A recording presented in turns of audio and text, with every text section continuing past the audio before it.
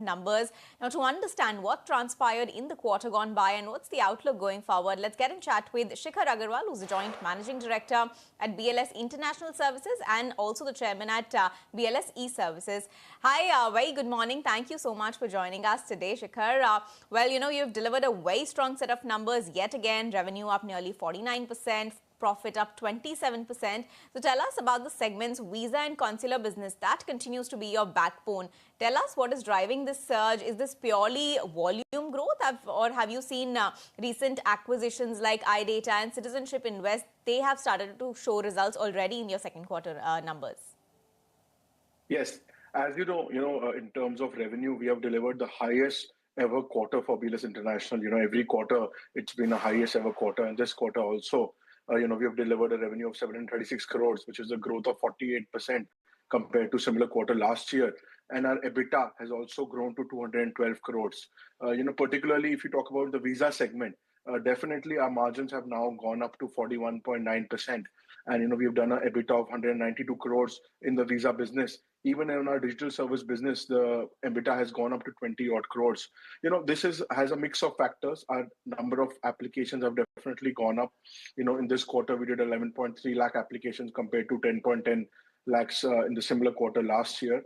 But we've also added newer contracts. We recently announced the winning of a contract for the Indian Embassy in China. We won a contract for the Cyprus Embassy in Slovakia. We have also won a contract for the UIDI, a 2,500 crore contract that we will be deploying in the next 2 months. So definitely it's a mix of different factors, and the company remains strong. Hi, Shikhar. Morning. This is Shrishti also joining in, but specifically let's touch on your margin profile. Given the sort of expansions and integrations that are at play, you have managed to sustain 29% as your EBITDA margin. What's the trajectory looking like going forward? Is there more room for expansion from these numbers, or because of so much going on with respect to integrations, they will be a little range bound? See, if you see the segment reporting that we do in our visa service business, we have attained a margin of 41.9%. Which is a growth of from 36% in last year, similar quarter.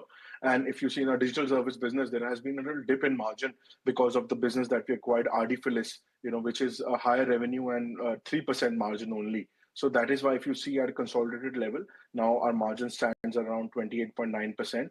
And our immediate target is to maintain this margin numbers. We have really grown in terms of margin in the last few years. So our immediate target is to maintain these numbers.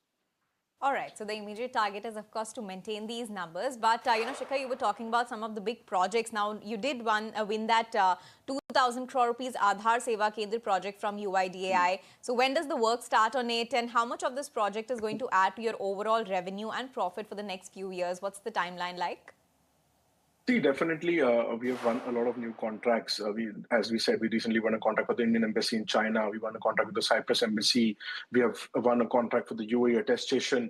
We work for the contracts. We are also working for the US government. And this UIDI contract that we have recently won, will start operations from December onwards. In this contracts, we have to deploy around 300 offices around India. And it's a 5-year contract. And we will be getting money per transaction. So we expect as soon as we start volumes to start coming in. So definitely from next year onwards, revenue will start coming in. All right, but lastly, Shikhar, the new 3-year MEA contract to run the Indian visa centers across China, that seems to be a big win for you. How important is this for your international business, and what's the scale that you are targeting there? See, with the resumption of relationships between India and China and resumption of direct flights, we see a good surge in application coming in for the Chinese. As you know, Chinese tourists are one of the largest travelers around the world.